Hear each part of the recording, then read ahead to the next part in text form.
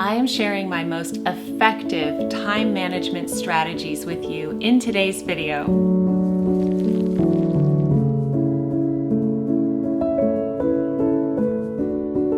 Hello everyone, Jennifer here, and welcome back to the Daily Connoisseur. Mega motivation continues, and this month we're talking about time management. Now, if you know me, you know that I excel in this area. I am so good at time management and efficiency. This is something I can really help you with. I couldn't really help you last month with the book organization thing, but this month I'm on it, okay? So I'm going to be sharing 8 time management philosophies with you that have transformed my life and really helped me to stay on task. There is a playlist down below with all of the other lovely YouTubers, including Dawn from The Minimal Mom, and they're all sharing their time management strategies with you. So don't forget to check that out as well. Okay, we're going to start off with the voice of reason, which is the Mad Hatter in Alice in Wonderland. Just bear with me for a second. Alice is saying to him that she's tired of him wasting her time. And he says, "If you knew time as well as I do," said the Hatter, "you wouldn't talk about wasting it. It's him." The Mad Hatter refers to time with a capital T, and essentially Lewis Carroll is personifying time here. And the Mad Hatter is putting grave importance on him. And he's saying, if you knew time as well as I do, you wouldn't talk about wasting it. Why do I bring this up with you? Because this highlights the importance of time and how we really need to think about how important it is. It is so important. I think you realize that the older you get. Miles Davis said, "Time isn't the main thing, it's the only thing." Now, I think he was talking about music when he said that, but we can apply this to our life. Time is so important. It does seem to go by fast. Why? Because often we waste time, and that's when we realize that it's gone by fast. So as we grow older, we realize that we don't have much time left and that we really shouldn't waste it. So I'm starting off here with, if you knew time as well as I do, you wouldn't talk about wasting it. Because if you are in the habit of wasting time, and I was definitely in the habit of wasting time in my youth, suddenly you need a wake-up call. And maybe if it helps for you to think about time as a person, like the Mad Hatter does, maybe that's what you need to do. Henry David Thoreau said, "It's not enough to be busy, so are the ants. The question is, what are we busy about?" This one is huge, especially for moms. We keep ourselves busy, there's no doubt about that. But what are we busy about? Are we using our time in the most effective way, or are we just keeping ourselves busy? Aim to spend your time doing the most important things that only you can do. If you can delegate other things to other people that take up a lot of your time and aren't the best way for you to keep your time, then do that. I'm going to give you an example right here.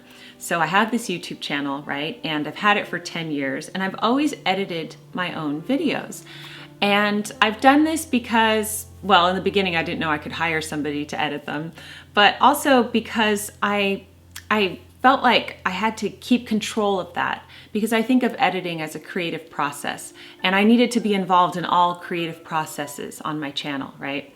But the thing is, I was never trained in editing. I'm not even that good at editing, and therefore it took me forever to edit my videos. So I would spend hours, I'm telling you, hours. Ask my family. I'd be up till midnight, up at 5 a.m., just editing my videos. And finally, at the beginning of this year, I decided I'm not doing this anymore. I can't do this. I'm not writing as much as I want to write. I'm not spending my time in the way that I want to spend it. So I hired editors this year, and it has completely changed my life. I mean, the first night that I hired them, I laid in bed like wide-eyed, thinking about all the time that I regained because I was no longer going to sit there and edit my videos. So that's what I'm talking about. Of course, this probably does not relate to you as you don't edit videos, but there's probably many things in your life that you do that you're retaining control of, that you could actually delegate to someone else or hire someone else to do it.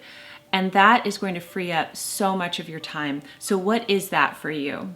Okay, for me, it was the editing and a few other things, but the editing is the main thing. And I'm so happy. And it's hard to give up control because a lot of us want to keep that control. But are we keeping ourselves busy like the ants, just busy, busy, busy? Or what are we busy about? So now that I've freed up my time, I've been doing so much more writing. I'm working on something really exciting, and I'm able to do that without stress. It's incredible. Here's another philosophy for you. Stephen R. Covey said, "The key is not spending time, but in investing it." That's good. Spending your time versus investing your time. So how do we invest our time? What is the difference between investing our time and spending our time? So for me, when I think of spending, I think of waste, being wasteful. Like if I go out and spend a lot of money that on things that I don't really need or want because I'm bored, that would be spending, that would be wasteful. But if I'm investing something, that means I'm putting something into something, expecting for it to give me returns later on in life, right? You're investing it. So an example of spending your time might be laying on the sofa watching 5 hours of reality television, okay? That's spending your time, you're doing something, but are you investing your time? Is anything good going to come out of that? Maybe you might relax a little bit, but it might be more detrimental than it is beneficial. Here's an example of investing your time. Let's say you're cooking dinner and you're making tacos. You could double the batch or triple the batch of taco meat that you're making, have dinner for tonight, and have 2 freezer meals for later down the line. That's an example of investing your time. So you are saving for the future. You're going to make your life easier in the future. And we do this every time we do something with intention of importance. Now, it doesn't always have to be production. You can rest as well. But think about your restful downtime too. So perhaps you could read a book with your children or just read a book yourself, play the piano for enjoyment. This is still investing your time because you're investing in your intelligence, in your emotional well-being, in your creative outlets. So you can look at it differently, but spending your time versus investing your time, that's key. Okay, Winston Churchill said, "Let our advanced worrying become advanced thinking and planning." Now, most women I know, including myself, are master worriers. We love to worry. We love to think about the worst possible scenario and spend time thinking about this, okay? We worry. You'll worry about a health diagnosis that you're waiting for, or you'll worry about finances, or you'll worry about, I don't know, there's like a million things. Your kids, your job. You could worry about so many different things. But when we worry, we are wasting our time. There's no use in worrying until you can take action for something. So if you're waiting on something like a health diagnosis, it's important to keep yourself busy in an intentional way. And Winston Churchill says, think and plan. Okay, so let's back up a little. I'm not saying, block off all reality and don't think about the worst case scenario. I am so good at thinking about the worst case scenario. I'm always thinking about plan B, worst case scenario for everything. So if you have to do that, think and plan about how you will deal with it if you do have to, but don't sit there worrying about it. Don't go onto Google and Google all your symptoms and get yourself all worked up if you're worried about your health. Until you see your doctor on Monday morning, you can't do anything about it. So try to think and plan and keep yourself busy in other productive ways. This is one of my favorite quotes by Stephen King. He says, "Amateurs sit and wait for inspiration. The rest of us just get up and go to work." Okay?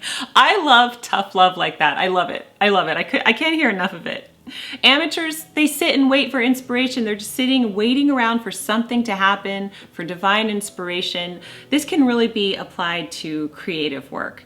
Okay? The rest of us just get up and go to work. So I've published 5 books in my life. A lot of you ask, what is the 5th book, Jennifer? I have the 3 Madame Chic books. I have Connoisseur Kids, and then Mademoiselle Chic, which is a book that was just for Japan.